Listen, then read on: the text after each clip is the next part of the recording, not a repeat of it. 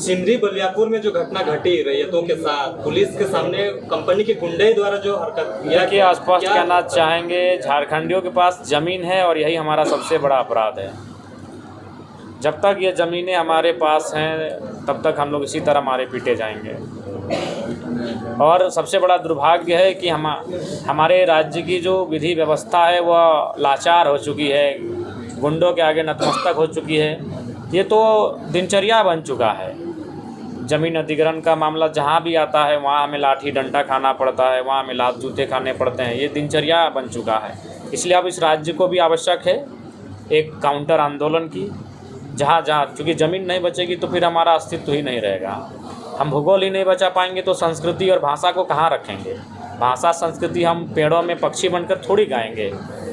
भूगोल ही नहीं रहेगा तो हमारा अस्तित्व, हमारा पहचान ही मिट जाएगा। इसलिए आज ये सिंदरी, मैंने तो अक्सर 3 वर्षों से आप मेरे भाषण में, मेरे विषयों में कॉमन अगर कुछ पाएंगे तो वो ज़मीन पाएंगे। मैंने बार बार लोगों से आग्रह भी किया, खासकर उद्योगों के आसपास रहने वाले लोगों से, खनन के आसपास रहने वाले लोगों से मैंने कहा भी था कि आप हमारे 2 नहीं 4 पैदा कीजिए और 2 को बागी बनाइए, विद्रोही बनाइए।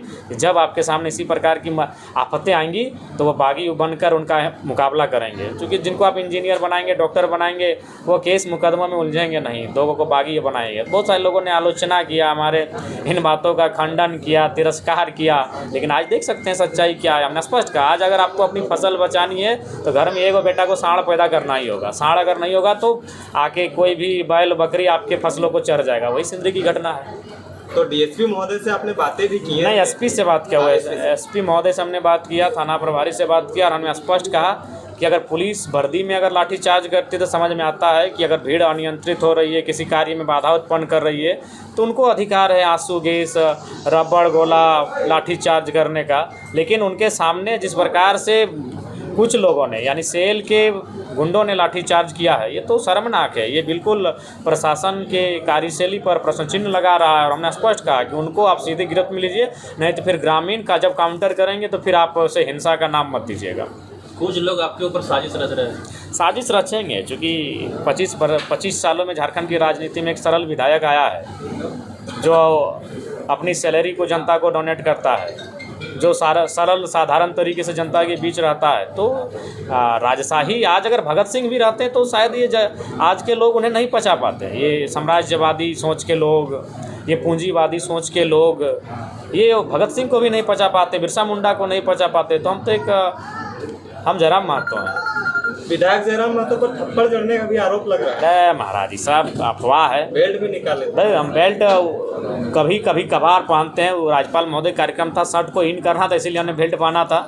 अभी कई लोगों का डिमांड था, नहीं तो जनरली आज भी देखिए, आप पूरा कोल्हान देखिए, पूरा पश्चिमी सिंहभूम देखिए, किसी भी कार्यक्रम में जाके देखिएगा मेरा कमर में बेल्ट कभी नहीं होता। बेल्ट हम नहीं रख पाते, हम रुमाल नहीं रखते हैं, हम हाथ में घड़ी नहीं रखते हैं। घड़ी भी हम विशेष दिन पहनते हैं। उस दिन चूँकि टाइम 15 मिनट दिया गया था हमको, तो हमने घड़ी पहना था। उसके बाद घड़ी हम यूज़ नहीं करते हैं, सीधा अब इलेक्शन में यूज़ करेंगे या तो फिर किसी विशेष कार्यक्रम में यूज़ करेंगे। अभी जब हम टी-शर्ट पहनेंगे चूँकि घड़ी का लुक दिखेगा। अच्छा, रैयतों को अगर इस तरह से समस्या होती है तो जयराम महतो ने कहा आंदोलन भी करना पड़े तो आएंगे, तो लीड करेंगे जयराम महतो और उनके लोग?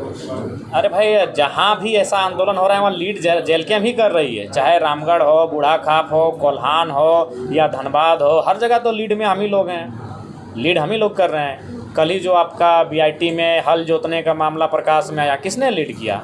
जेल के हमने लीड किया, हमारे साथियों ने लीड किया। हर जगह हम लोग फ्रंट में आके खड़े हैं। झारखंड की ज़मीन को बचाने के लिए कोई अगर फ्रंट में आके खड़ा है तो जेल कैम्प खड़ा है। विधानसभा में 4 बार ज़मीन के मसले को किसी ने उठाया तो जयराम महतो ने उठाया। अभी सत्र चलेगा, वहाँ भी प्रमुखता के साथ कोई उठाएगा तो जयराम महतो उठाएगा। अंतिम सवाल, आपने 75% लोगों छात्रों को दान किया, लेकिन आपके सवाल हो रहा है कि 20 लाख का पंडाले बना दिए थे। अरे भाई, 20 लाख का, अरे 20 लाख राशि समझते हैं कितना बड़ा राशि होता है? उसके बाद आप स्पष्ट जान लीजिए, उसमें जो भी कार्यक्रम में बाकी जो सजावट आपने देखा उसमें विभागीय सहयोग था। जब क्योंकि महामहिम का कार्यक्रम था, आपने देखा कि सड़क मैंने तुरंत तैयार हुआ, टेम्प्रोरी ही सही सड़क बना, दीवार को तोड़ा गया, तो सब खर्च हम थोड़ी वहन करेंगे, ये विभागीय खर्च है। आपने विशेष नोट किया होगा कि वहाँ हमारे दल का कोई नेता मंच में नहीं था, हमारे दल का एक झंडा नहीं था, यहाँ तक कि हमने जेलकैम शब्द का उच्चारण नहीं किया मंच में, क्योंकि ये भी गवर्नर महोदय का कार्यक्रम था, यानी दल से परे। तो ये विभागीय खर्च से सहयोग मिला है, जिसके कारण आपने जो थोड़ा बहुत देखा। और बाकी जो था ये कहने की बातें, और जो लोग कह रहे हैं उनको कहिए कि अपना शादी ब्याह में और आप लोग नर्तकी और मैंने नृत्य में आप लोग इससे कई गुना रुपए खर्च कर देते हैं। जब प्रतिभा और सम्मान में लोग कोई खर्च कर रहा है तो आप लोग को पीड़ा हो रही है। जयराम महतो पे हिसाब मांगा जा रहा है उस चीज़ों को लेकर? नहीं, बिल्कुल लागत